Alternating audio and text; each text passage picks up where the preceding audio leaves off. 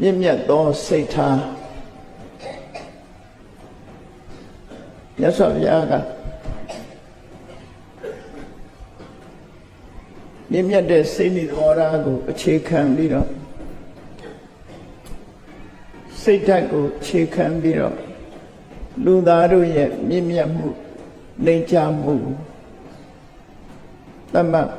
ဟောကြားခဲ့တာဖြစ်တယ်မြင့်မြတ်ခြင်းနှိမ်ချခြင်းဆိုတာဟာရိုးရိုးနဲ့လည်းသက်ဆိုင်ခြင်းမရှိဘူးစီးပွားဥစ္စာနဲ့လည်းသက်ဆိုင်ခြင်းမရှိဘူး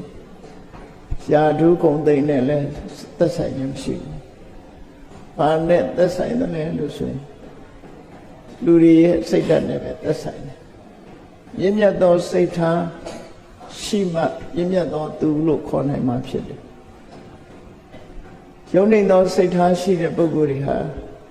ယုံနေသောသူဖြစ်ကိုရောက်ချမှာပဲဖြစ်တယ်မြတ်စွာဘုရားကစက်ခွဲခြားတဲ့စနစ်ကြီးမားလာတဲ့အိန္ဒိယနိုင်ငံမှာအိန္ဒိယဒီကနေ့ခေတ်အိန္ဒိယလို့ခေါ်တဲ့လူအတိုင်းဝိုင်းမှာတရားဓမ္မဟောပြောရတာဆိုတော့အဲ့ဒီခေတ်အဲ့ဒီခါကလူအတိုင်းဝိုင်းကြီးဟာမြင့်မြတ်တဲ့မျိုးရိုးကမွေးဖွားလို့ရှိရင်မြင့်မြတ်တယ်လို့သတ်မှတ်ကြတယ်တစ်သက်လုံးဟာသူတို့ဟာမျိုးရိုးကောင်းသည့်အတွက်ကြောင့်တစ်သက်လုံးအစစ်မြင့်နေရာကိုရရှိထားကြပြီဒီလူထဲမှာအပေါ်လွာအဆင့်ကိုလက်ဝကြီးအုပ်ထားသလိုဒီမျိုးရိုးကမွေးရင်လူတွေဟာမြင့်မြတ်တဲ့ပုဂ္ဂိုလ်ကြီးပဲဖြစ်နေကြနှိမ့်ကြတဲ့မျိုးရိုးကမွေးဖွားလာတဲ့ပုဂ္ဂိုလ်ဆိုလို့ရှိရင်လည်းတစ်သက်လုံးအောက်တန်းနောက်တန်းကြပြီနှိမ့်ကြတဲ့ဘဝမှာပဲနေကြအဲ့ဒီအခြေအနေကိုမြတ်စွာဘုရားသခင်ကိုရောမြတ်ကပယ်ဖြတ်ပြီးတော့နာစေစာဝတ္တလောဟောတိနာစေစာဟောတိခေမနောလူတွေဆိုတာအောက်တန်းကြတာဟာလေမျိုးရိုးနဲ့မဆိုင်ဘူးမြင့်မြတ်တာလည်းမျိုးရိုးနဲ့မဆိုင်ဘူးဟာနဲ့ဆိုင်တယ်လေဆိုရင်ကမ္မုဒ္ဒဝတ္တလောဟောတိကမ္မုဒ္ဒဟောတိခေမနောသူတို့ရဲ့လောက်ရနဲ့ဆိုင်တယ်အဲ့ဒီလုံးရက်ကိုဖော်ဆောင်ပေးတာကဘယ်သူလဲလို့ဆိုရင်စိတ်နေသဘောထားပဲဖြစ်တယ်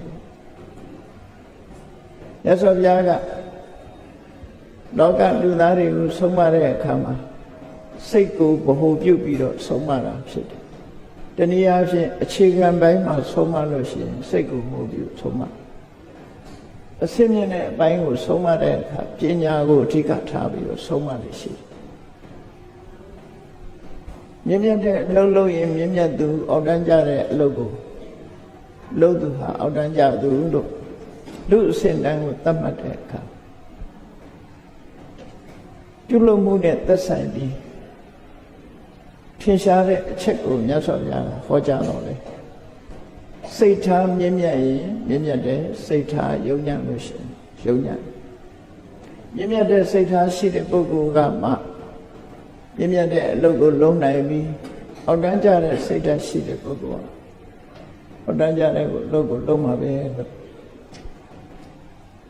လူတွေရဲ့နှိမ့်ချမှုမြင်မှမှုစိတ်ကိုဗဟုပြုပြီးတော့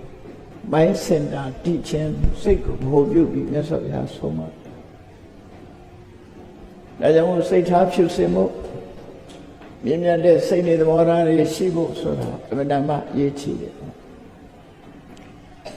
အများနဲ့ဆက်ဆံတဲ့အခါမှာမြင့်မြတ်တဲ့စိတ်တွေသဘောထားမပါဘဲနဲ့ပြောဆိုမှုတွေလုပ်ခိုင်မှုတွေဟာဆင်းရဲဒုက္ခနဲ့ပြဿနာတွေကိုဖြစ်ပေါ်စေတတ်တာဖြစ်တယ်။ဒါကြောင့်လူတွေအရင်ကစားပြီးတော့မြင့်မြတ်တဲ့စိတ်တွေသဘောထားတွေကိုသိရှိနားလည်ပြီးတို့တွေစိတ်ကောင်းနှလုံးကောင်းထားတတ်ဖို့ကြိုးစားအထောက်ကြအောင်မှဖြစ်တယ်လို့ဘုရားဘာသာဝင်နေနဲ့အရေးကြီးဆုံးမတဲ့ဆုံးမစကားကိုမှတ်သားကြ။ဘာကြောင့်လို့ဆိုလို့ရှိရင်စိတ်တေနနေယတိလောကကြီးကိုစိတ်ကဥဆောင်နေတာဖြစ်တော့ မြင့်မြတ်တဲ့စိတ်ကမှကောင်းတဲ့ဘက်ကိုဥဆောင်မှဖြစ်ပြီးအောက်တန်းကြတဲ့စိတ်တွေကအောက်တန်းကိုပဲဥဆောင်တယ်လောကလူတွေကအစစ်မြင့်မြင့်နေချင်ကြတယ်ထက်တန်းရောက်ချင်ကြတယ်သို့သောစိတ်ဓာတ်နေကြနေတဲ့ပုဂ္ဂိုလ်တွေကဘယ်နည်းနဲ့မှထက်တန်းကိုရောက်ဖို့မရှိနိုင်ဒါကြောင့်မြင့်မြတ်တဲ့စိတ်ဝေးမြူချရတယ်အတ္တသမပဏိတိလို့ခေါ်တဲ့မင်္ဂလာတရားဟာမိမိကိုယ်ကိုစိတ်နဲ့သဘောထားကစပြီးပြုပြင်ပြီးကိုယ့်ကိုယ်ကိုအစစ်မြဲအောင်ပြုလုပ်ခြင်းပဲဖြစ်တယ်။သမတိ14မျိုးထဲမှာအတ္တသမပဏိတိဆက်ဆိုတာအရေးကြီးဆုံးပဲဖြစ်တယ်ပေါ့။ဘာကြောင့်အရေးကြီးဆုံးလို့ပြောရမလဲဆိုရင်တခြားအကြောင်း၃ချက်ပြည့်စုံတော့လဲအတ္တသမပဏိတိပြတ်သွားပြီဆိုလို့ရှိရင်ဘုံဘုံကျသွားနိုင်ပေါ့နော်ပစ္စုပန်ကာလမှာအတ္တသမပဏိတိဟာအရေးကြီးဆုံးပဲမိမိကိုယ်ကောင်းဆုံးဖြစ်အောင်ပြုပြင်ထိမ့်သိမ့်နိုင်ခြင်းဆိုတာမိမိကိုယ်လို့ပြောတာမိမိစိတ်ကိုစိတ်ကစပြုပြင်နိုင်ရင်ကျန်တဲ့တွေဟာတဏှာငင်တစ်စင်ပါဖြစ်တယ်ကိုယ်စိတ်ကိုအကောင်းဆုံးဖြစ်အောင်ထားရမယ်ဥပမာတစ်ခုကြည့်တမ္ပတိ14မျိုးဆိုလက်ပတ်ပြီးတော့တုတ်တဲ့ချီးပွားအောင်မြင်ကြောင်းတရား4မျိုးမှာပฏิရူပဒေသဝတ္တဆိုတဲ့တင်တင်လျောက်ပတ်တဲ့အယမှာနေထိုင်ခြင်းတပ္ပုရိတဝတ္တယသူတော်ကောင်းနဲ့ပေါင်း၍သူတော်ကောင်းအမိရှိခြင်းအတ္တသမပဏိတိမိမိကိုယ်ကိုကောင်းအောင်ပြုပြင်ခြင်းနဲ့ပုပ္ပိသကတပုံညာတာရှေးကကုသိုလ်ကောင်းပြုခြင်းလို့ဆိုတဲ့သပ္ပတိ14မျိုးမှာပฏิရူပဒေသဝတ္တလည်းပြည့်စုံတယ်တပ္ပုရိတဝတ္တယဆိုတာလည်းပြည့်စုံတယ်ပုပ္ပိသကတပုံညာတာလည်းရှိတယ်အဲ့လိုအခြေအနေ၃ရပ်ကောင်းနေတော့လေအတ္တသမပဏိတိပြတ်လို့ရှိရင်တော့အကုန်လုံးပြတ်စေပါဥပမာတစ်ခုကြည့်ရှင်တေဝရအကြောင်းကိုလေ့လာကြည့်ရှင်တေဝရဟာအတိတ်ဘဝကကုသိုလ်ကောင်းမှုတွေလုပ်ခဲ့သူဖြစ်လို့ပုပ္ပိသကတပုံညာတာဆက်နဲ့ပြည့်စုံတယ်လို့ပြောတယ်ပฏิရူပဒေသဝတ္တဆိုတာမြတ်စွာဘုရားရဲ့ဆွေတော်မျိုးတော်ထဲမှာမွေးဖွားရုံမြောက်မှာကမြတ်စွာဘုရားမိကိုကြည်ညိုတဲ့ယဟန်တော်တစ်ပါးဖြစ်သာသနာ့ဘုံဝင်ခဲ့တာဖြစ်ပฏิရူပနဲ့လည်းပြည့်စုံတယ်မြတ်စွာဘုရားနဲ့ယဟန်တန်ဃာတွေလို့ဆိုတယ်အမိကောင်းတွေလည်းရှိရှင်တေဝရမှာသမတိ7မျိုး3မျိုးလုံးပြည့်စုံနေတယ်သို့တော့အတ္တသမပဏိတိဆိုတဲ့ဆက်ပြတ်သွားတဲ့အခါအဝိဇ္ဇိထီအောင်ရောက်သွားတာပေါ့နော်အဆိုးတကအဆိုးဆုံးထီအောင်ရောက်ဒါကြောင့်မို့လို့ကိုယ့်ကိုကောင်းအောင်ပြင်မှုစိတ်နဲ့သဘောထားကောင်းမှုဟာအရေးကြီးဆုံးဖြစ်တယ်ဆိုတာကိုမိမိတို့ကိုယ်တိုင်စိတ်နဲ့သုံးသပ်ကြည့်ကြရမှာဖြစ်တယ်ဘလောက်ပဲပฏิရူပမှာပဲနေဘလောက်ပဲသူတော်ကောင်းတွေနဲ့ပေါင်းမြင်မြပင်ကုသိုလ်ကောင်းမှုတွေလုပ်ခဲ့အတ္တသမပဏိတိကိုယ့်ကိုပြုပြင်ထိမ့်သိမ့်မှုစိတ်ကိုကောင်းအောင်ထားတတ်မှုမရှိဘူးဆိုလို့ရှိရင်ဒုက္ခရောက်သွားနိုင်တယ်ဆိုတော့တတိထားမှာဖြစ်တယ်။ဒါကြောင့်ကိုယ့်ကိုပြုပြင်မှုဟာသိအရေးကြီးစိတ်ကောင်းနှလုံးကောင်းထားဖို့မြင့်မြတ်တဲ့စိတ်နဲ့စိတ်ထားတွေဆိုတာသူ့ဘာသူအလိုလျောက်မြင့်မြတ်လာမှာမဟုတ်ပဲမိမိကိုယ်တိုင်ကမွေးမြူပြီးလေ့ကျင့်ပေးလို့မြင့်မြတ်တဲ့သဘောထားမျိုးတွေဖြစ်လာအောင်လုပ်ကြအောင်စိတ်ဆိုတာအကောင်းနဲ့လည်းပေါင်းမယ်အဆိုးနဲ့လည်းပေါင်းအောက်တန်းကြတာနဲ့လည်းပေါင်းတယ်ထက်တန်းကြတာနဲ့လည်းပေါင်း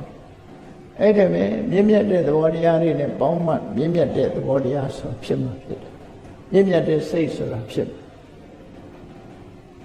ဘုရားမြတ်စွာရဲ့အဆုံးအမတရားတော်တွေထဲမှာမြင့်မြတ်တယ်ဆိုတဲ့စိတ်နဲ့သဘောထား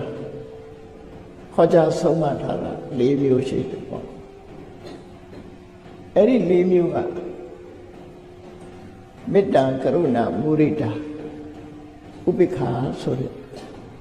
ဗြဟ္မဝိဟာရတရား၄ပါးဗြဟ္မဝိဟာရဆိုတာမြင့်မြတ်သောစိတ်ထားဖြင့်နေထိုင်ကြောင်းတရား၄ပါးကိုဆိုသို့သောဘုရားဝတ္တဝိသူတော်စိတ်တွေဟာဗြဟ္မဝိဟာရတရား၄ပါးကိုလည်းသိတယ်ပြမစိုးတရား၄ပါးဆိုတာလည်းသိကြလက်တွေ့ကျင့်သုံးဖို့ထို့သူသိပြီးတဲ့နောက်မှာလက်တွေ့ကျင့်သုံးဖို့အလံဝေးမနေစေဖို့တတိထားမှာဖြစ်တယ်ပေါ့နော်သိတော့သိတယ်မကျင့်ဘူးဆိုလို့ရှိရင်အလံဝေးกว่าနေမှာဖြစ်တယ်အဲ့ဒီစိတ်နေသဘောထား၄ရဟာမြင့်မြတ်တယ်မြင့်မြတ်တယ်ဘာကြောင့်မြင့်မြတ်တာလဲလို့ဆိုလို့ရှိရင်သူအများနဲ့ဆက်ဆံတဲ့အပေါ်မှာအများအပေါ်မှာမမှန်ကန်ကန်ဆက်ဆံတာဖြစ်သောကြောင့်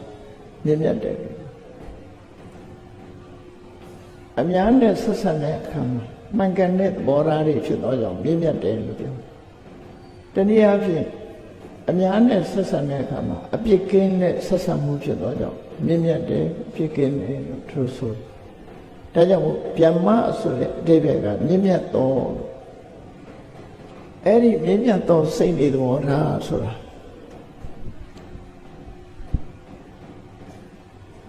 နမတိကမေတ္တာဆိုတာဟိတုပဟာရဘယ်သူနဲ့ပဲဆက်ဆံဘယ်သူနဲ့ပဲဆုံစည်းတတ္တလောကမှာရှိတဲ့မြတ်တရားအားလုံးရဲ့အကျိုးစီးပွားကိုလိုလားတဲ့စိတ်ဓာတ်မြင့်မြတ်တဲ့စိတ်ဓာတ်ပဲအားလုံးရဲ့အကျိုးစီးပွားကိုလိုလားတဲ့စိတ်နေသဘောထားဟိတကာရလက္ခဏာအကျိုးစီးပွားကိုလိုလားတယ်ဆိုတာဘာလဲလို့ဆိုချမ်းသာဒုက္ခရာကြောင်းတရားအခြေအနေကောင်းတွေကိုမျှော်လင့်ပြီးအခြေအနေကောင်းတွေဖြစ်ပေါ်စေချင်တာကိုဟိတလို့ခေါ်တယ်ဒီနေရာမှာဟိတနဲ့ဒုက္ခကွဲကွဲပြားပြားသိဖို့လိုတယ်မြတ်စွာဘုရားဟောတဲ့တရားတော်တွေထဲမှာမြတ်စွာဘုရားလောကမှာပွင့်လာတာဘဟုစနဟိတံယဘဟုစနဒုက္ခယတရားအများအကျိုးစီးပွားအတွက်နဲ့တရားအများချမ်းသာဖို့မြတ်စွာဘုရားပွင့်လာတယ်ဟိတနဲ့ဒုက္ခတူသလားလို့ဆိုမတူဘူးဟိတဆိုတာအကြောင်းတရားဒုက္ခဆိုတာအထူးအကြောင်းတရားကြောင့်ဖြစ်ပေါ်လာတဲ့အကျိုးချမ်းသာအကြောင်းမရှိဘဲနဲ့အကျိုးဆိုမရနိုင်အဲ့တော့ဟိတဆိုတာအကျိုးစီးပွားလို့ယမလူပြန်လေးရှိတော့လေအကျိုးတရားကိုပြောတာမဟုတ်ဘူးကောင်းကျိုးချမ်းသာတွေကိုပွားစည်းစေတတ်တဲ့အကြောင်းတရားလို့ဒီလိုနားလည်ရမယ်ဆိုလိုတာကအခြေအနေကောင်း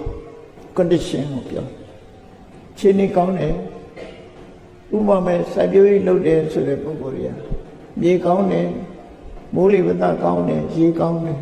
ဒါစိုက်ပျိုးရေးလုပ်ဖို့အခြေအနေကောင်းလို့ခေါ်အဲ့ဒီအခြေအနေကောင်းမရှိပဲနဲ့တိနံဖွံ့ဖြိုးခြင်းဆိုဖြစ်နိုင်တယ်အယောင်းဝယ်လုပ်တဲ့ပုဂ္ဂိုလ်တွေဆိုလို့ရှိရင်လည်းရောင်းရည်ဝယ်တာကောင်းတယ်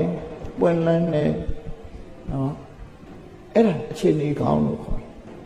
အဲ့ဒီအခြေအနေကောင်းပေါ်မှာမိပြီးတော့မှချမ်းသာကြွယ်ဝလာမှုစီဝါဆိုတိုးတက်လာမှုကြောင့်ရရှိလာတယ်ချမ်းသာကိုမှဒုက္ခလို့ခေါ်တယ်မြတ်စွာဘုရားပွင့်လာလို့အခြေအနေကောင်းတွေဆိုတာဘာလဲကုသိုလ်အကုသိုလ်ကွယ်ကွယ်ပြားပြားသိတယ်လှုပ်တဲ့နာနဲ့မလှုပ်တဲ့နာကွယ်ကွယ်ပြားပြားသိတယ်အဲ့ဒီလိုသိရှိလာခြင်းဟာအခြေအနေကောင်းတစ်ခုမသိတဲ့အခါမှာလှုပ်တဲ့နာနဲ့မလှုပ်တဲ့နာကိုမသိဘူးဆိုရင်မလှုပ်တဲ့နာကိုလှုပ်တဲ့နယ်လို့ထင်တယ်လှုပ်တဲ့နာကြောင့်မလှုပ်တဲ့မှုလို့ထင်တယ်ထင်ပြီးတော့လွဲမှားစွာပြုလုပ်တော့ဟောဆိုကြရဒါကြောင့်အခြေအနေကောင်းဆိုတာကုသိုလ်အကုသိုလ်သိခြင်းဟာအခြေအနေကောင်းအမှန်တရားကိုသိခြင်းဟာအခြေအနေကောင်း မြတ်စွာဘုရားပွင့်လာတဲ့အခါမှာဘာလုံးတဲ့နဲ့ဘာမလုံးတဲ့ဘူးဆိုတာကွဲကွဲပြားပြားသိရဘဝရဲ့တာယာဝယ်ဆိုတာကိုလည်းသိတယ်ဘဝရဲ့စိတ်ပြည့်ညီငွေွယ်ဆိုတာလည်းသိတယ်အဲ့ဒီဘဝကထွတ်မြောက်ခြင်းထွတ်မြောက်ကြောင်းတရားဆိုတာကိုလည်းပဲသိတယ်အတ္တဒါဆိုတဲ့ခြေနဲ့ဆရာအာရိနဝဆိုတဲ့စိတ်ပြည့်ညီငွေွယ်ရာဒိဋ္ဌရဏဆိုတဲ့ထွက်ပေါက်ရသော်ပြပွင့်လာတဲ့အခါမှာကွဲကွဲပြားပြားသိရှိခွင့်ရကွဲကွဲပြားပြားသိရှိလာခြင်းဟာအခြေအနေကောင်းပဲအဲ့ဒီအခြေအနေကောင်းပေါ်မှီပြီးတော့အလုံးလုံးလို့ရလာတယ်ရလက်ကြတော့ဒုက္ခဟိတဒုက္ခလို့ခေါ်ရသော်ဘုရားကသရဝါရီမတယ်ဆိုတာကပုံဖွားနဲ့မတာမဟုတ်ဘူးနော်ရသော်ဘုရားကဘုရားဗဒဝင်ကိုကိုယ်နေကြတာဘာရည်ရွယ်ချက်နဲ့ကိုယ်ွယ်တာလဲအမှန်တရားကိုသိအောင်လမ်းညွှန်ပြသဆုံးမတော့မူထက်လို့ရသော်ဘုရားထံကအမှန်တရားတွေသိဖို့အတွက်ဘုရားကိုကိုယ်စိတ်ကပ်တာဖြစ်တယ်ရသော်ဘုရားကိုယ်ပဲလို့စီးပွားတက်တာ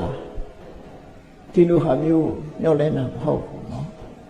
ရသော်ဘုရားပွင့်လာသည့်အတွက်ကြောင့်အကောင်းနဲ့အဆိုးအကြောင်းနဲ့အကျိုးခွဲခြားတတ်လာဒါဟာကြီးမားတဲ့ခိတပဲဖြစ်တယ်လောကလူတွေဟာမသိခြင်းဟာအလုံးဆိုးလို့မသိခြင်းကြောင့်မှားမှားယွင်းယွင်းနေဖြစ်တယ်ဒါကြောင့်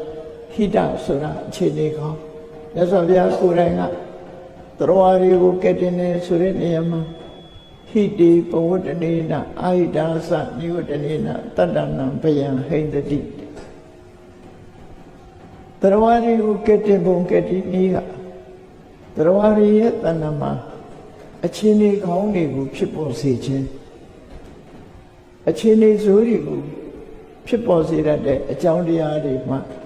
ရှောင်ရှားစေခြင်းဆိုတဲ့ဒီလုပ်ငန်းနှစ်ခုနဲ့သရဝါတွေကိုကဲတင်အဲ့ဒါတော့ရှင်းရှင်းလေးပဲမိဘတွေဆရာသမားတွေကကိုယ်သားသမီးကိုဘာပြောလဲဒါမလုံးနဲ့ဒါလို့ဒါပဲပြောတာမဟုတ်လားအကျဉ်းချုပ်လိုက်လို့ချင်းမင်းဒါမလုံးနဲ့ဒါလို့ဒါမလုံးနဲ့ဆိုတာဆိုးကျိုးဖြစ်နိုင်တဲ့အရာဒါမလုံးနဲ့ဒါလို့ဆိုတာကောင်းကျိုးချမ်းသာကိုရစေနိုင်တဲ့အလုပ်ကိုလိုက်မြတ်စွာဘုရားလမ်းညွှန်တာလဲဒီနှစ်ခုပဲဟိတနဲ့အာဟိတကောင်းကျိုးကိုဖြစ်ပေါ်စေတဲ့အရာတွေကဟိတဆိုးကျိုးကိုဖြစ်ပေါ်စေတဲ့အရာတွေကအာဟိတဟိတကိုလမ်းညွှန်ပြပြီးအာဟိတမှာရှောင်ရှားစေခြင်းပဲမြတ်စွာဘုရားသရဝါတွေကိုကဲတင်တာအဲ့ဒီနဲ့မြတ်စွာဘုရားကဒုက္ခကိုတိုက်ရိုက်ပေးတာမဟုတ်ဘူးလို့သူတို့ဆိုလို့လေနော်ဘဟုဇနာဟိတယဘဟုဇနာဒုက္ခယသရဝါတွေရဲ့အကျိုးစီးပွားကိုဆောင်ရွက်တဲ့အခါမှာဟိတကိုဖြစ်အောင်လုပ်ပေးတာဒါရှင်းရှင်းလေးစဉ်းစားကြည့်မိဘတွေဟာကိုယ်သားသမီးကိုချစ်ကြတယ်ပစ္စည်းဥစ္စာနဲ့တတ်နိုင်တယ်သားသမီးကိုချစ်တော့သားသမီးပင်မမှလည်းစိုးတယ်သို့တော့သားသမီးပညာတတ်ကြီးဖြစ်စေခြင်းပညာတတ်ကြီးဖြစ်စေခြင်းလို့မိဘတွေကလှုပ်ပေးနိုင်တဲ့အတိုင်းအတာကဘာလဲငွေကြေးတနာအသုံးချပြီးကြောင်းကောင်းကောင်းထားပေးမယ်ဆရာကောင်းထံအပ်ပေးမယ်ဒါပဲလုပ်ပေးနိုင်တယ်နော်ပညာတတ်ကြီးဖြစ်အောင်မိဘလုပ်ပေးနိုင်ဘူးအခြေအနေတစ်ခုပဲဖန်တီးပေးလို့ရတယ်လို့သူတို့ဆိုလို့တယ်ပေါ့ကိုယ်တန်းသမီးကိုတထေးဖြစ်စေခြင်းနဲ့ဆိုရင်အခြေအနေတစ်ခုပဲဖန်တီးပေးလို့ရမှာအခြေအနေတစ်ခုပဲဖန်တီးပေးလို့ငွေကြေးတနာထောက်ပံ့မယ်နော်ဒါပဲဖန်တီးလို့ရတယ်သူကိုယ်တိုင်ကြိုးစားမှဒုက္ခဆိုတာရမှာဖြစ်တယ်ရသော်ဘုရားကလည်းဒီတိုင်းပဲသရဝါတွေကိုကဲတင်နေဆိုတာဟိတဆိုတဲ့ကုသိုလ်တရားတွေဖြစ်အောင်လမ်းညွှန်ပြပြီးတော့အာဟိတဆိုတဲ့အကုသိုလ်တရားတွေကရှောင်ရှားစေခြင်းဖြစ်သရဝါတွေကိုကဲဟိတနဲ့ဒုက္ခအခြေအနေကောင်းရှိမှဒုက္ခဆိုတဲ့ချမ်းသာလာတယ်အဲ့ဒါကြောင့်စာပေကျမ်းမှာဘယ်လိုဆိုလို့ဆိုဒုက္ခကာရဏံဟိတံဒုက္ခရာခြင်း၏အကြောင်းသည်ဟိတတတ္တဖလံဒုက္ခအဲ့ဒီဟိတရဲ့အကျိုးတရားကဒုက္ခလို့ဟိတနဲ့ဒုက္ခကိုကိုယ်ပဲပြပြခွဲပြတယ် အကြောင်းတရားကိုဖန်တီးပေးခြင်းဖြစ်တာလေအကျိုးရနိုင်တာဖြစ်တယ်ဒါကြောင့်မို့လူတွေဟာစိတ်ကောင်းနှလုံးကောင်းထားခြင်းဆိုတာဟာအကြောင်းတရားတစ်ခုများပါဖြစ်တယ်စိတ်ကောင်းနှလုံးကောင်းထားခြင်းကြောင့်မြင့်မြတ်သောစိတ်ထားကြောင့်ထိုမြင့်မြတ်တဲ့စိတ်ထားကြောင့်ဖြစ်ပေါ်လာမယ့်အကျိုးတရားတွေကဒုက္ခမြင့်မြတ်တဲ့စိတ်တွေသဘောထားတွေကဟိတလို့သူတို့ခွဲခြားမှတ်သားမှာဖြစ်အဲ့တော့မြင့်မြတ်တဲ့စိတ်ဓာတ်မရှိဘဲနဲ့ဒုက္ခဆိုမရနိုင်ဘူးခိုင်မာတဲ့ဒုက္ခမျိုးမရနိုင်ဘူးအေးဒါကြောင့်မို့ဘုန်းကြီးတို့တွေမြင့်မြတ်တဲ့စိတ်တွေသဘောထားတွေထားပြီးဆိုရင်အလုံးပေါ်မှာဒုက္ခကိုပေးလို့မရတော့ဘာပေးရမလဲဟိတဆိုတာပေးရအခြေအနေကောင်းတွေရရှိကြပါစေအလုံးအဆင်ပြေကြပါစေဒါဟိတုပကာရလက္ခဏာမေတ္တာမေတ္တာဆိုတာတရားတွေပေါ်မှာအကျိုးစီးပွားကိုဖြစ်စေခြင်းနဲ့ဆန္ဒအဲ့ဒီဟာမုံမြတ်တဲ့စိတ်တွေသဘောထားလို့သူတို့ပြောတာနော်မေတ္တာဆိုတာမေတ္တာဘုကိုရွတ်နေရမယ်အနေထားမျိုးမဟုတ်ဘူးမိမိစိတ်ဓာတ်ကိုကအများကောင်းစားစေခြင်းနဲ့စိတ်ဓာတ်ဖြစ်နေဖို့လိုအပ်တယ်။ဘာကြောင့်လို့ဆိုရင်မေတ္တာဘုဆိုတာရတာရွတ်ကြတယ်လေတခါတလေကြရတာရွတ်ပြီးအဓိပ္ပာယ်တောင်းမစင်စားရင်အလေးနဲ့သိချင်မှသိမှာပေါ့။ဒါကြောင့်မို့မေတ္တာရဲ့သဘောတရားဟာအမုန်းကင်းစင်ရမယ်။ကိုယ့်ရဲ့ရင်ထဲနှလုံးထဲမှာတစ်ဖက်သားပေါ်မှာခြေနှက်တာမခြေမနှက်ဖြစ်နေတာမရှိဘူး။မုန်းနေတာမရှိဘူးပျက်စီးစေလိုတဲ့စိတ်တွေမရှိဘူးအလုံးအစဉ်ပြေစေခြင်းနဲ့စိတ်ဓာတ်တွေမွေးတာဟာဒါမေတ္တာလို့ခေါ်တယ်ဒါမြင့်မြတ်သောစိတ်နေသဘောထားပဲအဲ့ဒီမြင့်မြတ်သောစိတ်နေသဘောထားမေတ္တာကိုအခိုင်အမာထားလိုက်ပြီဆိုလို့ရှိရင်အများနဲ့ပတ်သက်လာတဲ့အခါမှာကိုမေတ္တာထားသလိုဖြစ်မလာတဲ့ပုဂ္ဂိုလ်ရှိတယ်ဖြစ်လာတဲ့ပုဂ္ဂိုလ်ရှိတယ်ကိုယ်ကလုတ်ပေးနိုင်တာတော့မဟုတ်ဘူးအကုန်လုံးဒီလူတယောက်ကြီးပွားတိုးတက်စေခြင်းနဲ့မေတ္တာထားတယ်သို့တော့သူဟာကိုမေတ္တာထားတယ်လို့ဖြစ်မလာပဲနဲ့ဆဲတော့ကလည်းကြုံရတယ်အဲ့ဒီပုဂ္ဂိုလ်မျိုးပေါ်ကြတော့ဘာဖြစ်လဲသူ့ရဲ့ဒုက္ခကိုမရှုရဲ့မနေစိတ်ဒီဆဲဒုက္ခကလွတ်စေခြင်းနဲ့စိတ်နေသဘောထားတစ်ခုထပ်ပေါ်လာခုနကအကျိုးစီးပွားကိုလိုလားတဲ့စိတ်ကမေတ္တာစိတ်ထဲမှာဖြစ်ပေါ်လာတာကမေတ္တာဆင်းရဲဒုက္ခရောက်သွားတဲ့ပုဂ္ဂိုလ်ပေါ်မှာကြတော့ထိုအခက်ခဲတွေကနေလွန်မြောက်သွားစေခြင်းသူ့ရဲ့ဒုက္ခကိုကိုချင်းစာပြီးတော့အဲ့ဒီဒုက္ခကမြန်မြန်လွတ်စေခြင်းကရုဏာဆိုမေတ္တာရှိရင်ကရုဏာဖြစ်ဖို့ရတယ်အလုံးကြီးခဲလာတော့တာမဟုတ်တော့ဘူးဒါမို့မေတ္တာကိုအခိုင်အမာတည်ဆောက်ကြအောင်နောက်တစ်ခါကိုကမေတ္တာထားတဲ့ပုဂ္ဂိုလ်တူတယောက်ကမေတ္တာထားတဲ့ပုဂ္ဂိုလ်တွေဟာအောင်မြင်ကြီးပွားလာပြီဆိုရင်ကိုမေတ္တာထားတိုင်းဖြစ်လို့ဝမ်းသာခြင်းမျိုးမျိုးဖြစ်လာ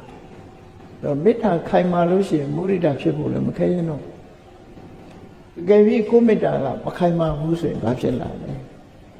ဂျက်လက်စီဆိုရင်အိတ်သာဖြစ်လာပြန်အဲ့ဒါကြတော့အမုန်းနဲ့တွဲဖက်လာပြန်ကိုယ့်ရဲ့သားမနာလို့ဆိုတာဖြစ်လာမေတ္တာကြောင့်ကိုယ်ကကြီးပွားတိုးတက်စေခြင်းနဲ့ကိုတိုးတက်စေခြင်းတဲ့အတိုင်းသူကကြီးပွားတိုးတက်သွားတယ်ဆိုဝမ်းသာနိုင်ရမယ်လို့ဆိုလို့အဲ့ဒီဝမ်းသာနိုင်မှုဟာမှန်ကန်တဲ့လမ်းကြောင်းမှန်ကန်တဲ့စိတ်တွေသဘောထားပဲအဲ့ဒါလို့ဝမ်းသာနိုင်ခြင်းကမုဒိတာဥပိ္ပခာဆိုတာကြတော့ချစ်ချင်းမုန်းခြင်းကြောင့်ချစ်ချင်းမုန်းခြင်းကိုအကြောင်းပြုပြီးတော့တရားတူတယောက်ရဲ့အကျိုးစီးပွားကိုလိုလားတဲ့စိတ်ဓာတ်ပြည့်ပြည့်မှုမရှိအောင်ညံ့ညံ့တာတာတွေးတောဆင်ခြင်တတ်တဲ့ရှင်းကျက်တဲ့စိတ်နေသဘောထားကဥပိ္ပခာအရာထဲမှာပြောနေကြတဲ့မတဲ့လို့မခေါ်မပြောတဲ့ဥပိ္ပခာမဟုတ်ဘူးနော်မတဲ့လို့ရှိရင်လူတွေကပြောလိုက်တယ်ဥပိ္ပခာရှုဥပိ္ပခာထားလိုက် အစင်မပြေဒီလူကိုပြစ်ထားလိုက်ဆိုတဲ့အဓိပ္ပာယ်မျိုးပြောတော့ဥပိ္ပခာဆိုတဲ့အဓိပ္ပာယ်ကအဲ့ဒါမျိုးမဟုတ်ချစ်ချင်းကြောင့်လည်းအစွန်းရောက်မသွားဘူးမုန်းတီးချင်းကြောင့်လည်းအစွန်းမရောက်သွားဘူးချစ်ချင်းလည်းမပါဘူးမုန်းခြင်းလည်းမပါဘူးမြတ်တာတဲ့စိတ်တွေသဘောထားလို့သူတို့ဆိုလို့တယ်ပေါ့တည်ငြိမ်တိမှတ်တဲ့သဘောတရားအင်္ဂလိပ်လို equanimity လို့ခေါ်တယ်တိမှတ်တဲ့သဘောတရားကိုဆိုလို့ပေါ့နော်အဲ့ဒီဥပိ္ပခမျိုးဟာတော့စိတ်တွေသဘောထားထဲမှာပို့ပြီးတော့မြင့်မြတ်တယ်လို့သူတို့ပြောအဲ့တော့လူတိုင်းဟာမြင့်မြတ်တဲ့စိတ်ထားတွေကိုထားနိုင်မယ်ဆိုလို့ရှိရင်မြင့်မြတ်တဲ့စိတ်ထားကိုအကြောင်းပြုပြီးတော့အဲ့ဒီပုဂ္ဂိုလ်မြင့်မြတ်တဲ့ပုဂ္ဂိုလ်ဖြစ်သွားတယ်စိတ်ထားမြင့်မြတ်သည့်အတွက်ကြောင့်မြင့်မြတ်တဲ့ပုဂ္ဂိုလ်ကရောက်သွားအဲ့ဒီလူအနေထားမျိုးရောက်အောင်ချစ်ဆောင်ကြရမှာဖြစ်တယ်နော်အဲ့ဒီလိုချစ်ဆောင်နိုင်မှမြင့်မြတ်သောစိတ်သဘောထားတွေတော်ရီအလုံးပေါ်မှာခိုင်မာထားနိုင်ပြီကိုယ့်ရဲ့နေမှာမြင့်မြတ်တဲ့တရားတွေကိန်းပြီးတော့မြင့်မြတ်တဲ့ဘဝကိုရောက်ကြမှာဖြစ်တယ်အဲ့ဒါထားနိုင်ဖို့အမြဲတမ်းအရေးကြီးတယ်အဲ့တော့မေတ္တာရဲ့သဘောတရားလေးကိုလေ့လာကြည့်ရအောင်မေတ္တာဆိုတာဟာလေအလုံးလည်းသိနေကြတယ်ပေါ့မေတ္တာဆိုအကျဉ်းချင်းကတော့သိနေကြတယ်မေတ္တာကိုလေ့လာသုံးသပ်တဲ့အခါမှာမေတ္တာရဲ့သွင်ပြင်လက္ခဏာသိရမေတ္တာရဲ့ဆောင်ရွက်တဲ့ကိစ္စကိုသိဖို့လိုတယ်ရှင်တဲ့နှလုံးထဲမှာမေတ္တာရဲ့ပုံရိပ်ကိုလည်းအသိဉာဏ်ထဲမှာပေါ်လာတဲ့မေတ္တာရဲ့ပုံရိပ်ကိုလည်းသိရအဲ့ဒီမေတ္တာတရားဟာကိုယ့်ရဲ့ထဲမှာဘယ်လိုဖြစ်အောင်လုပ်ရမလဲဆိုတာကိုလည်းသိရမှာဖြစ်တယ်ပေါ့အဲ့တော့မေတ္တာတရားဆိုတာဟာသူ့ရဲ့သွင်ပြင်လက္ခဏာရှုတော့မှကြည့်မယ်ဆိုလို့ရှိရင်ဟိတကာရပဝတ္တိလက္ခဏာတစ်ဖက်သားကိုကြီးပွားတိုးတက်စေခြင်းနဲ့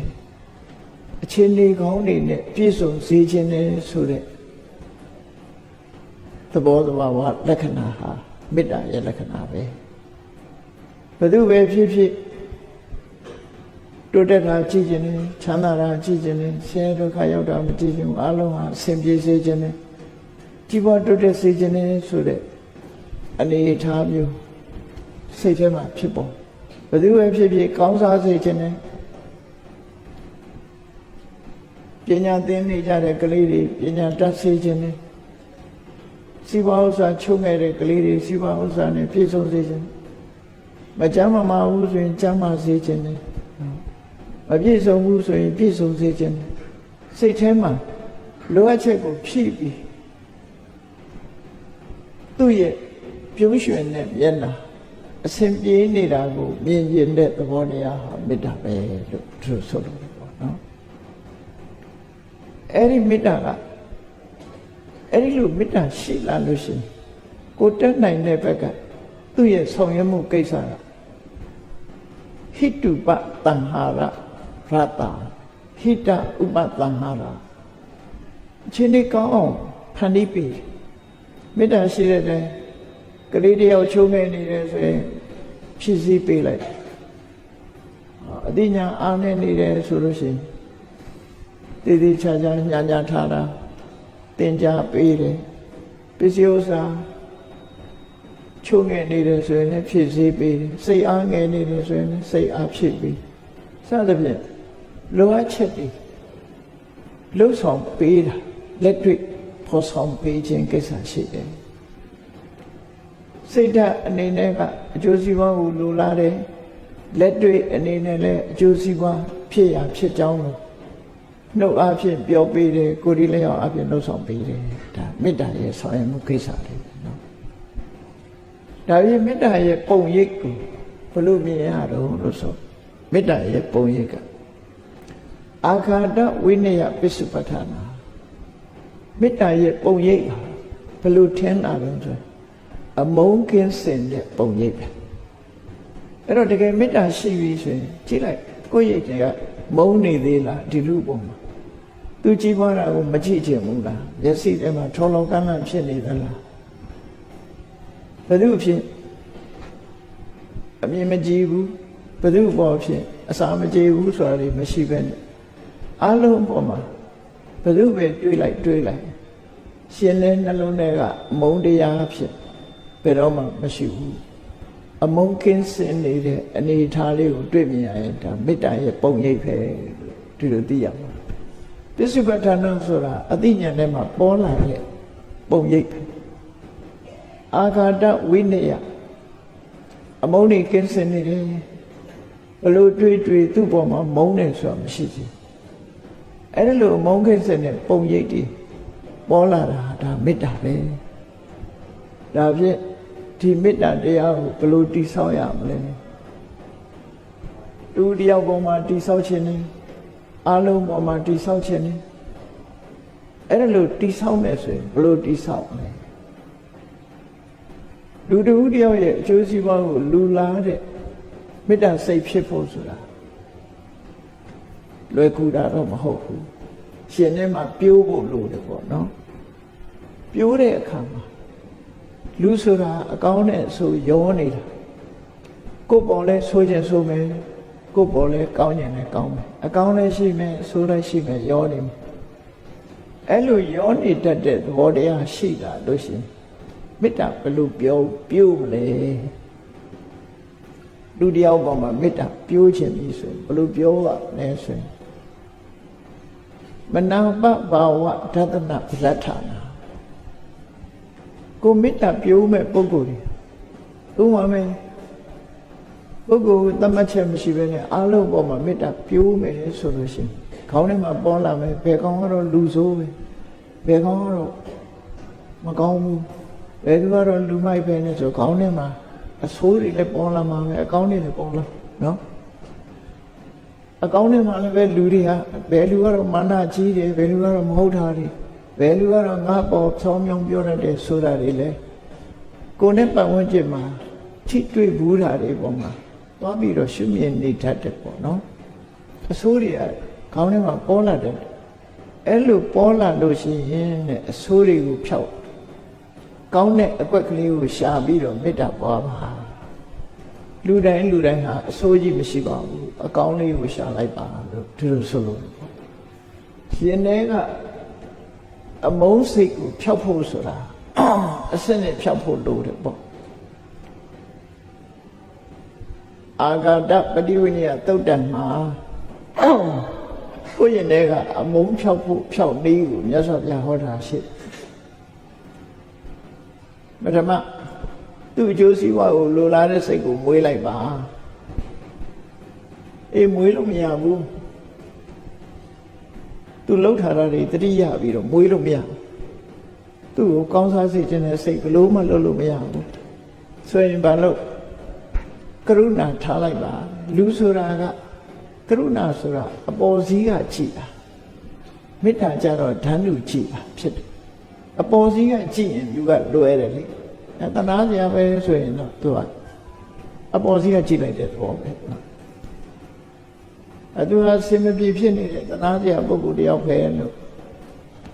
ဒီကရုဏာထားလိုက်ပါတဲ့အကျဉ်းတရားထားလိုက်ပါအဲ့တော့အဲ့ဒီအကျဉ်းတရားထားလို့တောင်မပြောက်ဘူးဆိုလို့ရှိရင်ဘာလို့ရမလဲဥပိ္ပခထားလိုက်ပါတဲ့သူ့ရဲ့လုပ်ရက်တွေကိုထည့်ပြီးတော့မစင်စားနဲ့တရားတရားအနေနဲ့သာထားလိုက်ချစ်ချင်းမုန်းချင်းကင်းအောင်နေလိုက်အဲ့ဒါလည်းမပြောက်ဘူးဆိုလို့ရှိရင်အေးသူလည်းသူကံနဲ့သူငါလည်းငါကံနဲ့သူ့ကိုချစ်မုန်းနေလို့ဘာအကျိုးရှိမှတော့ဆိုတဲ့ကမ္မတက္ကတာကိုစဉ်းစားလိုက်ပါအဲ့လိုလုပ်လို့ရှိရင်အမုန်းစိတ်ကပျောက်သွားတယ်အဲ့လိုတောင်မပြောက်ဘူးဆိုရင်တော့မေးထားလိုက်တော့တဲ့သူ့ကိုမစင်စားနဲ့တော့ဒီလိုဆိုလို့လေအာဃာတဖြောင်းနေရမေးထားလိုက်ခေါင်းနဲ့ကိုမထင်နဲ့တော့တတိယရင်တော့မုန်းတဲ့စိတ်ကပေါ်လာအောင်အဲ့ဒါကြောင့်မေ့ထားလိုက်လို့ဒီလိုဆိုလို့အဓိကကောင်းဘက်ကိုရှာမေတ္တာကိုပွားဆိုပြီးတော့လူတယောက်ရဲ့ကောင်းတဲ့အနေအထားလေးကိုကြည့်ပြီးတော့မေတ္တာကိုပြိုးအောင်မှာဖြစ်တယ်ပြိုးလာလို့အရှင်ရလာလို့ရှိရင်မေတ္တာခိုင်မာလာမှာဖြစ်တယ် ဟုတ်ပြီကိုမေတ္တာတကယ်ကိုတတ်စင်တဲ့မေတ္တာဟုတ်ကဲ့လားတခါတည်းမေတ္တာရောင်ရောင်ဆောင်ပြီးတော့မဟုတ်တာကဝင်လာတတ်သေးတယ်ဒါကြောင့်မို့တတ်စင်တဲ့မေတ္တာဖြစ်ဖို့ဘာလုပ်ရမလဲကိုမေတ္တာတတ်စင်သလားဆိုလို့ရှိရင်အမုန်းကင်းသွားပြီဆိုရင်ဒါတတ်စင်တဲ့မေတ္တာလို့ခေါ်မှာနော်အမုန်းတရားလုံးဝပျောက်သွားပြီဆိုရင်တတ်စင်တဲ့မေတ္တာလို့အမုန်းကင်းစင်ယုံမြမကဘူးချစ်စိတ်ဝင်လာပြီဆိုရင်တော့ပြတ်သွားပြန်ရောအဲ့ဒီမေတ္တာတဏှာရာဂဖက်ရောက်သွားတယ်အဲ့တော့မေတ္တာမှာအနောက်အရှက်နှစ်ခုရှိတယ်အနိကအနောက်အရှက်နဲ့အဝေးအနောက်အရှက်အနိကအနောက်အရှက်ကမေတ္တာနဲ့သဘာဝချင်းဆင်တူတဲ့ရာဂချစ်ခင်မှုရာဂကမေတ္တာရောင်ရောင်နဲ့သူဒါကြောင့်မလို့အရာထဲမှာတွဲသုံးတော့သူ့ပေါ်မှာမေတ္တာရှိတယ်ငါပေါ်မေတ္တာရှိတယ်ပြောနေကြတယ်အဲ့ဒါဒီမေတ္တာပြောတာမဟုတ်ဘူးနော်မေတ္တာရှိတယ်နဲ့အရာထဲမှာပြောနေကြတယ်မေတ္တာမျှကြတယ်လို့ဘာလို့ပြောကြတာဒီမေတ္တာမဟုတ်ဘူးအဲ့ဒါအလွယ်သုံးစားလုပ်နေတာဖြစ်တယ်တကယ်ကတော့တဏှာရာဂစိတ်သာဖြစ်တယ်တဏှာရာဂဆိုတဲ့သဘောတရားဟာကိုယ့်အတွက်ကြည့်တာကိုယ့်အတွက်ကြည့်တယ်ဆိုတော့ဘယ်လိုတော့ဆိုတာလူတွေဟာတယောက်နဲ့တယောက်ချစ်တယ်ဆိုတာဟာချစ်ကြတယ်ခင်ကြတယ်ဆိုတာသူ့ကိုမြင်နေရရင်သူ့အတန်ကြားနေရရင်စိတ်ချမ်းသာတယ်အဲ့ဒီချမ်းသာတာကိုကိုချင်တာပဲမှန်လားသူကကိုယ့်ကိုအဲ့ဒီလိုချမ်းသာအောင်လုပ်မပေးနိုင်ဘူးတပူပူတိုက်လို့စိတ်ညစ်အောင်လုပ်လို့ရှင်ကြွယ်ကြပြန်တော့အဲ့ဒါနော်ကိုယ့်ကိုစိတ်ညစ်အောင်လုပ်ရင်ကြွယ်တော့ပြန်တော့အဲ့တော့မေတ္တာအစစ်ကြတော့အဲ့လိုမဟုတ်ဘူးမေတ္တာအစစ်အမုန်းကင်းစင်မှုသာဖြစ်တယ်ပေါ့အမုန်းကင်းစင်သွားရင်မေတ္တာဖြစ်သွားပြီတဏှာနဲ့ချစ်စိတ်ဝင်လာပြီဆိုရင်မေတ္တာပြတ်သွားပြန်ပြီသို့တော့အဲ့ဒါကိုမေတ္တာပြတ်တယ်လို့မသိကြဘူးလို့မေတ္တာပျက်စီးသွားခြင်းဖြစ်တယ်ဒါကြောင့်မို့မေတ္တာကိုတိတိမတ်မတ်ထိမ့်သိမ်းဆောက်ရှောက်ပြီးပွားများဖို့ဆိုတာခရင်တယ်လို့သူပြောတယ်မေတ္တာစစ်မေတ္တာမှန်ကိုယ်တဏ္ဍာမှာဖြစ်အောင်ကြိုးစားဗျာပါဒဥပသမောတမ္ပတ္တိအမုန်းစိတ်တွေမကျေနပ်တဲ့စိတ်တွေသူ့ပေါ်မှာဘယ်လိုတွေးမပေါ်တော့ဘူးဆိုရင်ကိုယ့်ရဲ့မေတ္တာအောင်မြင်သွားသို့တော့သူ့ပေါ်မှာတွေ့တာစိတ်ဖြစ်သွားပြီဆိုရင်တော့မေတ္တာပြတ်ပြန်ပြီဒီလိုဆိုလို့ရတယ်နော်တဏှာရာဂသည်မေတ္တာရဲ့အနိကယံသူအနိကအနှောင့်အယှက်ဖြစ်ပြီးဒေါသကတော့အဝေးယံသူအဝေးအနှောင့်အယှက်ဖြစ်တယ်အဲ့တော့မေတ္တာကိုကာကွယ်ဖို့ရအတွက်တဏှာယံကလည်းကာကွယ်ရမယ်ဒေါသယံကလည်းကာကွယ်ရမယ်ဒီနှစ်ခုလုံးကြုံစိတ်ချရမှာကိုယ်တဏ္ဍာမှာမေတ္တာဆိုခိုင်မာမှာဖြစ်တယ်အဲ့ဒီမေတ္တာသဘောတရားကိုနားလည်ပြီဆိုလို့ရှိရင်တော့ကရုဏာအခြေအနေတစ်ခုကိုယ်နဲ့နှိမ့်ချသွားပြီဆိုလို့ရှိရင်တော့ပြဿနာရှိနေတယ်အခက်ခဲတွေကြုံနေတယ်ဆိုရင်အဲ့ဒီအခက်ခဲတွေကနေလွန်မြောက်စေခြင်းတဲ့သဘောတရားအခက်ခဲတွေကိုမရှုစိတ်မကြည့်ရတဲ့သဘောတရားဒါကရုဏာလို့ခေါ်တယ်နော်မရှုစိတ်သည့်အတွက်ကြောင့်အဲ့ဒီအခက်ခဲတွေပျောက်သွားအောင်ကြိုးစားပြီးတော့ဖယ်ရှားပေးတာကရုဏာရဲ့လောက်ရပဲဖြစ်တယ်ကရုဏာရဲ့ကိစ္စပဲဖြစ်တယ်နောက်တစ်ခုကရုဏာကင်းသွားတဲ့ကရုဏာရဲ့ပုံရိပ်ဟာအသိဉာဏ်ထဲမှာဘလို့ကရုဏာရဲ့ပုံရိပ်ကိုတွေ့ရတယ်လဲဆိုလို့ရှိရင်လူတယောက်ကိုဒုက္ခရောက်အောင်လုပ်ချင်တဲ့စိတ်မရှိတာဒုက္ခရောက်အောင်မလုပ်တာခုနကတော့အမုန်းအခုကဒုက္ခရောက်အောင်လုပ်တာနော်လူတွေဆိုတာကမုန်းပြီဆိုရင်ဒုက္ခရောက်အောင်လည်းလုပ်ချင်တယ်လေဒုက္ခရောက်အောင်လုပ်ချင်အနည်းဆုံးရှိပြီးစိတ်ညစ်အောင်လုပ်မှာလို့Facebook ထဲကနေတောင်းတွန်းမြောက်တွန်းလိုက်ရင်လည်းသူဆိုစိတ်တော့ညစ်သွားမှာအဲ့ဒီလိုအချွန်နဲ့မှချင်တဲ့စိတ်မျိုးမရှိစီကရုဏာရဲ့မြင်ရတဲ့ပုံရိပ်ကဘယ်သူ့ကိုမှ ဒုက္ခပေးလို့တဲ့စိတ်မရှိခြင်းဟာကရုဏာရဲ့ပုံရိပ်ပဲကိုယ့်ရဲ့ရင်ထဲမှာကရုဏာရှိမရှိတာအမတန်မှထင်ရှားတယ်ပေါ့နောက်ဆုံးမှာဒီကရုဏာတရားဘယ်လိုပြိုးထောင်မလဲတဲ့ကိုယ့်ရင်ထဲမှာကရုဏာဘယ်လိုပြိုးထောင်မလဲဒုက္ခရောက်နေတဲ့လူတွေရဲ့အခက်အခဲတွေကျုံနေတာတွေကိုကြည့်ပြီးတော့အခုကပရိဟိတလုပ်ငန်းတွေလုပ်ကြတယ်လေဒုက္ခရောက်နေတဲ့ပုဂ္ဂိုလ်တွေကိုစာနာထောက်ထားပြီးအဲ့ဒီဒုက္ခတွေကိုငြိမ်းစေခြင်းနဲ့ငြိမ်းအေးသွားတာကိုမြင်တဲ့သဘောတရားအဲ့ဒီဒုက္ခရောက်နေတာတွေကိုကြည့်ရှုမိမိတို့ကိုယ်တိုင်ဒုက္ခရောက်နေတဲ့အနေအထားကိုယဉ်တဲ့နှလုံးထဲမှာမှတ်သားခြင်းဟာကရုဏာဖြစ်ဖို့ရအတွက်အနိကအကြောင်းတရားတစ်ခုပဲသူ့မှာဘလို့အခက်အခဲတွေကျုံနေတယ်ဆိုတော့အဲ့ဒီအခက်အခဲတွေကျုံနေတာကိုရှုမြင်ခြင်းအပြင်ဒီကရုဏာယဉ်နေမှဖြစ်ပေါ်လာတယ်ဟုတ်ပြီအဲ့ဒီကရုဏာဖြစ်လာလို့ရှိရင်လေကရုဏာတရားဟာဘယ်လိုဖြစ်လို့ရှိရင်ကိုယ့်ရင်ထဲမှာကရုဏာတည်ဆောက်မိပြီလို့ပြောနိုင်တယ်လဲဆိုရင်ဝိဟိတုပသမောတမ္ပတိ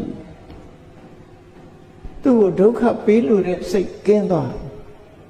လူတယောက်ဟာခြေနဲ့နေရင်တော့ဒုက္ခပေးချင်မှာမဟုတ်ဘူးသို့တော့မခြေနဲ့တဲ့သဘောတရားတဲ့ပို့ပြီးတော့သူကလူတယောက်ဒုက္ခရောက်စေခြင်းနဲ့စိတ်ဆန္ဒလေးဟာဖြစ်ပေါ်လာတတ်တယ်အဲ့ဒီဒုက္ခပေးခြင်းနဲ့သဘောတရားလုံးဝပျောက်သွားပြီဆိုရင်ဒါကရုဏာဟာအောင်မြင်တဲ့ကရုဏာဖြစ်သွားပြီအဲ့ဒါလိုမှမဟုတ်ဘဲနဲ့ဒုက္ခပေးလို့တဲ့စိတ်ကင်းပြောက်တဲ့ဟိုဘက်ထိရောက်သွားပြီးတော့တောကဆိုတာဖြစ်သွားတယ်တချို့ကြတော့ဒုက္ခပေးလို့တဲ့စိတ်ကင်းရုံနဲ့မကဘူးစိတ်ဆင်းရဲမှုတောကသူ့ရဲ့ဒုက္ခကိုမကြည့်နိုင်မရှုနိုင်လို့ရင်ထဲကတောကဖြစ်ပြီးတော့ဒါတသေးတယ်အဲ့ဒါဆိုရင်လည်းကရုဏာပြတ်သွားပြီလို့ဆိုတာတောကနဲ့ကရုဏာနဲ့ဆင်ဆင်တူတယ်ပေါ့ဥပမာကြည့်တစ်ခုစဉ်းစားကြည့်အောင်တောကနဲ့ကရုဏာနဲ့ဥပမာလန်ခီမှာအစီအရင်ဖြစ်လို့လူနှစ်ယောက်ဆေးရုံရောက်လာတယောက်ကကိုယ်ဆွေမျိုးတယောက်ကမသိတဲ့ပုဂ္ဂိုလ်သွားကြည့်တယ်သွားကြည့်တဲ့အခါမှာနှစ်ယောက်လုံးပေါ်မှာတူညီတဲ့စိတ်ဓာတ်မရှိနိုင်နော်နှစ်ယောက်စလုံးကတော့ဒုက္ခရောက်ကားအစီအရင်ဖြစ်ပြီးဆေးရုံရောက်လာကိုယ်ဆွေမျိုးပေါ်ကြတော့ဖြစ်မှလေဖြစ်ရလေချင်းဆိုတော့ကပါစိတ်ပူတယ်အသက်မှာရှင်မမလားနော်စိတ်ပူလာကိုယ်ဆွေမျိုးဟိုတစ်ဖက်သားကြတော့အဲ့ဒါလိုစိတ်မပူဘူး။အော်သနာပါတယ်လောက်ပဲပြီးသွား။အဲ့ဒီမှာကရုဏာဆိုတာအဲ့တောကဖြစ်သွားရင်ကရုဏာမဟုတ်တော့ဘူးအကုသိုလ်ဖြစ်သွားပြီအဲ့ကြ။သနာပါတဲ့အဆင့်လောက်ပဲရှိရ။နော်။သနာပါတဲ့အဆင့်လောက်သူ့ကိုဒုက္ခမရောက်စေခြင်းတဲ့သဘောကရုဏာရှိရမယ်။အကယ်၍တောကဖြစ်သွားပြီဆိုရင်ကိုယ့်ရဲ့ကရုဏာတိဆောက်ထားတာပျက်စီးသွားပြီလို့ပဲပြောအစွန်းရောက်သွားပြီဒါလည်းသိဖို့လိုအပ်တာပေါ့နော်ကဲနောက်တစ်ခုကြည့်အောင်မုဒိတာဆိုတာကိုကြည့်မုဒိတာအဲ့လူတွေကကိုကချမ်းသာကြွယ်ဝစေခြင်းနဲ့ကျိုးစီးပွားကိုဖြစ်ထွန်းစေခြင်းဆိုတဲ့ပုဂ္ဂိုလ်တရားဟာကိုထင်နာတဲ့ပို့ပြီးတော့သူကချမ်းသာသွားတယ်ပြည့်စုံသွားတယ်မုဒိတာဖြစ်လာလို့ရှိရင်ဝမ်းသာနိုင်တဲ့သဘောတရားရှိတယ်ဝမ်းသာတယ်သူ့ရဲ့ဆောင်ရွက်မှုကိစ္စကဘာလို့ဆိုရင် jealousy မဖြစ်ဘူးနော် jealousy မဖြစ်ဘူးအိတ်တာမဖြစ်ဘူးအိတ်တာကင်းတဲ့သဘောတရားရှိတယ်အေးသူ့ရဲ့ပုံရိပ်ကတော့ဘာလို့ဆိုလို့ရှိရင်လူတွေဟာသူများကောင်းစားတာကိုစိတ်ထဲကမပျော်နိုင်ဘူးဆိုတာရှိတယ်နော်သူများကောင်းစားလို့ရှိရင်မကြားချင်ဘယ်လိုအဖြစ်ကြီးပွားဥစ္စာတိုးတက်သွားတယ် သူအဖြစ်အောင်မြင်သွားတယ်ကြော်ကြားသွားတယ်ဆိုမကြားချင်အဲ့ဒီအရတိလို့ခေါ်တယ်မပျော်ဘူးစိတ်ကလူတစ်ဖက်သားရဲ့ကောင်းတဲ့ရင်ပေါ်မှာစိတ်ကမပျော်နိုင်ဘူးအရတိဝိခာတပစ္စုပ္ပတ္ထနာအရတိကြောင့်လူတွေဟာပင်ပန်းနေသူကြီးပွားသွားတာကိုကိုယ်စိတ်ထဲမပျော်နိုင်တာအဲ့ဒီမပျော်နိုင်တဲ့သဘောတရားလုံးဝပျောက်သွားတဲ့ပုံရိပ်ဟာမုရိဒရဲ့ပုံရိပ်ပဲနော်ရှင်းနိုင်တယ်ပျော်မွေ့နိုင်တယ်ကိုကြီးပွားသလိုစိတ်ထဲမှာခံစားရတယ်သူရထားတဲ့အခြေအနေကောင်းတွေကိုကိုရှင်းနေတယ်အဲ့ဒါဟာမုရိဒရဲ့ပုံရိပ်ပဲလို့ဆိုလို့တယ်တော့သူ့ဘယ်လိုလုပ်တည်ဆောက်ရမလဲလို့ဆိုရင်တတ္တနာတမ္ပတ္တိထသနာပဋ္ဌာန်သူတို့ရဲ့အောင်မြင်မှုကိုရှုမြင်ခြင်းဟာမုရိဒဖြစ်ဖို့အတွက်အကြောင်းတရားပဲလူတယောက်ရဲ့အောင်မြင်ကြီးပွားမှုကိုအာယုပြုပြီးတော့မုရိဒတရားကိုပွားရမယ်သူတို့ဆိုလို့ပေါ့နော်ကောင်းပြီအဲ့ဒီမုရိဒတရားဟာပြည့်စုံတဲ့အနေထားဘယ်လိုဟာလဲလို့ဆိုရင်အရတိဥပသမောတမ္ပတ္တိသူများကြီးပွားတာဆိုတဲ့အပေါ်မှာစိတ်ကမပျော်မွေ့နိုင်ဘူးမခံစားနိုင်ဘူးဆိုလို့ရှိရင်တော့မခံစားနိုင်ဘူးဆိုတဲ့စိတ်ပျောက်သွားပြီဆိုလို့ရှိရင်တော့ဒါမုရိဒအောင်မြင်သွားပြီလို့ပြောတယ်နော်ဘယ်လိုပဲကြီးပွားတယ်ပျော်ကျင့်တတ်တယ်အားရတယ်ပါဟတတံဘောပြည့်ရဲ့ပြုခြင်းတဲ့စိတ်နဲ့ဒီလူတွေဟာလူတယောက်ကြီးပွားလို့ရှိရင်သူပြည့်ရဲ့ပြုပြီးတော့ပြောတတ်တယ်နော်ပြည့်ရဲ့ပြုတတ်တယ်ဆိုတာဟုတ်အာကြီးပွားမှာပေါ့ဗာဒီလောက်တာကိုလည်းဆိုပြည့်ရဲ့ပြုမှုတွေတို့ရေသွမ်းသွေးတာတို့လောက်တတ်တယ်ပြောင်းလောင်းတဲ့သဘောပေါ့အလေးနဲ့မထားဘူးဆိုတဲ့သဘောပေါ့နော်တစ်ဖက်သားကြီးပွားလာတာကိုအလေးနဲ့မထားတဲ့သဘောပေါ်လာလို့ရှိရင်အဲ့ဒါမုရိဒပြတ်သွားပြန်တယ်ဒီလိုဆိုကဲဥပိ္ပခာကြတော့ဗာလေဒါကအလွန်မြင့်မြတ်တဲ့သဘောတရားပဲဥပိ္ပခာတတ္တိတုမစ္ဆတကာရလက္ခဏာဥပိ္ပခာသရဝရီပေါ်မှာညတ်တာတဲ့စိတ်သဘောထားနိုင်တယ်ညတ်တာတဲ့စိတ်ဆိုတာလူတွေမှာမမြတ်တာတဲ့စိတ်ကဘာလဲဆိုချစ်ရင်တစ်မျိုးမုန်းရင်တစ်ဖုံမတူရဘူးနော်ချစ်ရင်စိတ်ဓာတ်ကတစ်မျိုးမုန်းရင်စိတ်ဓာတ်ကတစ်မျိုးဟောချစ်ချင်းမုန်းချင်းနှစ်ခုမရှိပဲနဲ့ညတ်တာတဲ့စိတ်ထားနိုင်တာဥပိ္ပခာညတ်တာတဲ့စိတ်ထားနိုင်သမဘာဝဒသနာရတ္တာအားလုံးညီတူညီမျှရှုစားနိုင်တဲ့ကိစ္စကြည့်ရှုနိုင်တဲ့ကိစ္စရှိတယ်ပဋိက္ခနုနေယပစ္စုပ္ပတ္ထနာသူ့ရဲ့ပုံရိပ်ကတော့ဘာတော့ဆိုရင်ဥပိ္ပခာရဲ့ပုံရိပ်ကမုန်းတီးခြင်းလည်းမရှိဘူးချစ်ခင်ခြင်းလည်းမရှိဘူးအမုန်းလည်းမပါဘူးအချစ်လည်းမပါဘူးနှစ်ခုကြားမှာနေတာဥပိ္ပခာနော်မုန်းတာလည်းမဟုတ်ဘူးချစ်တာလည်းမဟုတ်ဘူးအဲ့ဒီကြားမှာညတ်တာတဲ့အနေထားပုံရိပ်ဟာဥပိ္ပခာလို့ခေါ်တယ်အဲ့ဒီလိုညတ်တာတဲ့မုန်းခြင်းချစ်ခင်ခြင်းဆန့်ကျင်ခြင်းလိုက်လျောခြင်းဆိုတာတွေပျောက်ကင်းသွားပြီဆိုရင်ဒီဥပိ္ပခာရဲ့သဘောဒါဖြင့်ဥပိ္ပခာကိုဘယ်လိုပြိုးထောင်မလဲဆိုရင်ကမ္မတက္ကတာဒသနာပဋ္ဌာန်တရားဆိုတာကိုယ်ကံနဲ့ကိုယ်ပဲဆိုတာကိုစဉ်းစားတတ်ရမယ်နော်ဥပိ္ပခာထားနိုင်မှုအတွက်သူလဲသူကံနဲ့သူငါလဲငါကံနဲ့သူတရားဆိုတာကိုလုံးပေးခြင်းလို့လဲရခြင်းမရမယ်ကိုကမုန်းနေလို့လဲအကျိုးမရှိဘူးချစ်နေလို့လဲအကျိုးမရှိဘူးသူလဲသူကံနဲ့သူတရားတစ်ခုကံတစ်ခုဆိုတာကိုဆင်ញင်စဉ်းစားကြည့်ခြင်းအပြင်သူ့ပေါ်မှာချစ်ချင်းမုန်းခြင်းကိုလျှော့ချနိုင်ပြီးတော့ဥပိ္ပခာကိုထူထောင်လို့ရတယ်လို့သူတို့ဆိုလို့ပေါ့နော်အဲ့လိုထူထောင်လို့ရအေးချစ်ချင်းမုန်းခြင်းကင်းသွားပြီဆိုရင်ဒါဥပိ္ပခာရဲ့အောင်မြင်မှုပဲဖြစ်တယ်ပေါ့အဲ့ဒီပဲ အမှန်မသိလို့လူတွေဟာလစ်လျူရှုတာလည်းရှိတယ်အကောင်းလားအဆိုးလားမခွဲခြားနိုင်လို့လစ်လျူရှုတာမျိုးကြတော့ဥပေက္ခရဲ့ပျက်စီးမှုဥပေက္ခဆိုတာတိတိတာတာချက်ချင်းမုန်းခြင်းကင်းတဲ့ပုဂ္ဂိုလ်ဖြစ်ရမယ်သို့မဟုတ်လူဟာချစ်စရာလားမုန်းစရာလားကိုမသိပဲနဲ့ထုံထုံထိုင်းတိုင်းဖြစ်နေလို့လစ်လျူရှုနေတာမျိုးဘာမှမသိလို့လစ်လျူရှုတာမျိုးကြတော့ဥပ္ပခမဟုတ်ဘူးလို့ဆိုလို့ပေါ့နော်အဲ့ဒီပြမစိုးတရား၄ပါးပြမဝိဟာရတရား၄ပါးဟာကိုယ့်ရင်နဲ့နှလုံးနဲ့ပြုစုပြောထောင်ပြီးလို့ပြမစိုးတရားတွေကိုယ့်ရင်နဲ့ရောက်လာပြီဆိုရင်အဲ့ဒီပုဂ္ဂိုလ်ကမြင့်မြတ်တဲ့ပုဂ္ဂိုလ်ဖြစ်တာ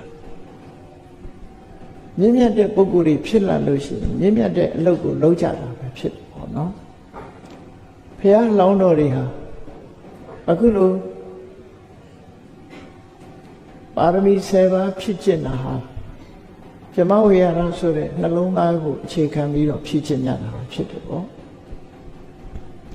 ဘယ်လိုအခြေခံပြီးတော့ဖြည့်ကြသလဲဆိုရင်ကြည့်ဘုရားလောင်းတော်တွေဟာဒီတရားဝါဒီအပေါ်မှာအကျိုးစီးပွားကိုလူလာတဲ့စိတ်ဓာတ်ရှိအဲ့ဒါမေတ္တာဘယ်သူကိုပဲဖြစ်ဖြစ်ကောင်းစားစေခြင်းနဲ့ကောင်းစားစေခြင်းနဲ့စိတ်ရှိတယ်ကောင်းစားစေခြင်းနဲ့စိတ်ရှိတဲ့တရားဝါတွေဟာ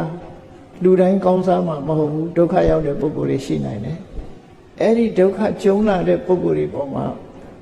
မရှုစိတ်ဖြစ်လာတယ်တိမခံနိုင်တဲ့အနေအထားမျိုးဖြစ်လာတယ်ဒုက္ခတွေကိုဖယ်ရှားပြစ်လို့တဲ့ဆန္ဒတွေဖြစ်လာတယ်အဲ့ဒါကရုဏာကိုယ်ထင်တဲ့အတိုင်းကြီးပွားတိုးတက်လာလို့ပြည့်စုံလာတယ်ဆိုရင်ဝမ်းသာနိုင်တယ်အဲ့ဒီဖြစ်ပေါ်လာတဲ့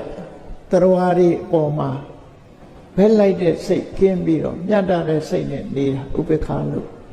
မေတ္တာကရုဏာမုဒိတာဥပေက္ခဆိုတဲ့ဒီစိတ်ဓာတ်ဟာမြင့်မြတ်တဲ့အလုပ်ကိုလုပ်ကြတဲ့ဘုရားလောင်းပုဂ္ဂိုလ်မြတ်တွေဟာပါရမီ7ပါးဖြစ်ခြင်းမှုအတွက်အခြေခံကောင်းတွေဖြစ်လာအဲ့ဒီအခြေခံကောင်းတွေပေါ်အခြေရပ်တည်ပြီးတော့တရားတွေရဲ့အကျိုးစီးပွားကိုဆောင်ရွက်တဲ့အနေနဲ့ကိုရှိတဲ့ပစ္စည်းဥစ္စာကိုမျှဝေပေးသောအဖြစ်ဒါနပါရမီဆိုလုပ်ကြဒါနပါရမီလုပ်တာမြင့်မြတ်တဲ့အလုပ်တစ်ခုကိုဖော်ဆောင်နော်ဒါနပါရမီကိုလုပ်တယ်တရားတွေ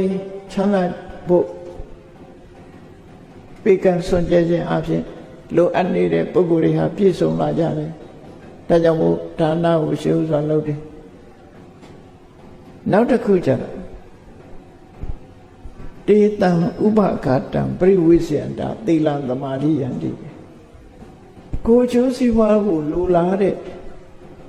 တရားတွေထိခိုက်လက်နာမှုကိုရှောင်ဖို့အတွက်သီလဆောက်တည်ကြအခုသီလဆောက်တည်ကြတယ်ဆိုတာအများအားဖြင့်ကိုကောင်းရသူပတိရောက်ချင်လို့နော်ငါကသီလလုံလို့ရှိရင်အပယ်မကြဘူးဆိုတဲ့အတွေးတွေနဲ့ဆောက်တည်ကြတာလေဟောတေချာစဉ်းစားကြည့်လိုက်လို့ရှိရင်သီလဆောက်တည်တာဟာဘယ်သူမှမထိခိုက်အောင်လုပ်တဲ့သဘောပဲတရားတွေနဲ့ဆက်ဆက်ပြီးတွေးမယ်ဆိုလို့ရှိရင်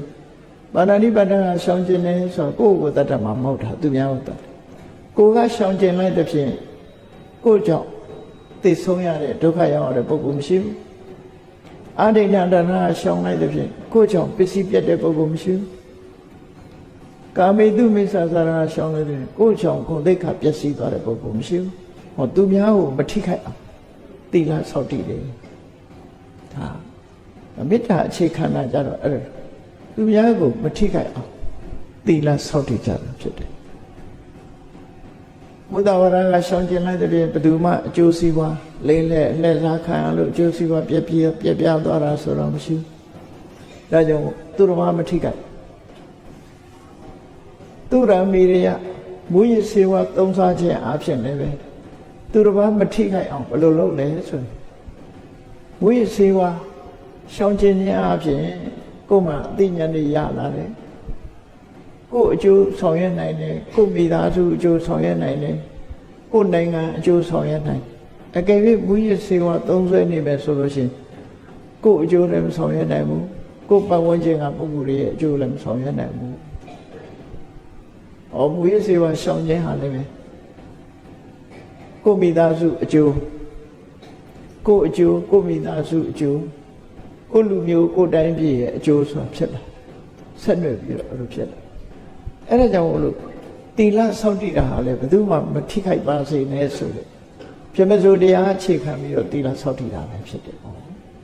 ဘယ်တ attva မှမထိခိုက်ပါစေနဲ့ဆိုတဲ့အနေနဲ့စောင့်တည်